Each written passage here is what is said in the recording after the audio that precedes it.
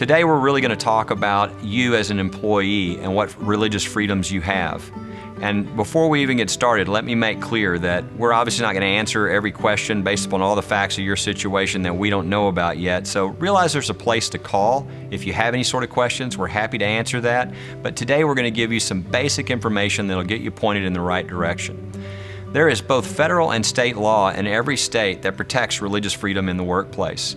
Any employer that has 16 or more employees, this federal law, for instance, applies. And it really requires two basic things. Number one, there can be no discrimination against any employee based upon their religion.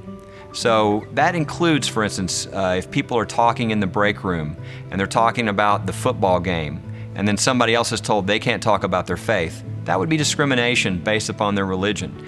Obviously, it's if you're not getting the promotion, we're not hiring you because of your religion, we're going to actually demote you, or we're going to put you in a rougher situation. Those are all punishments in the workplace based upon their religion, and it's not allowed.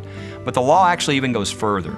It actually requires that the employer reasonably accommodate the religious beliefs of the employee if that's at all possible without causing an undue burden to the business.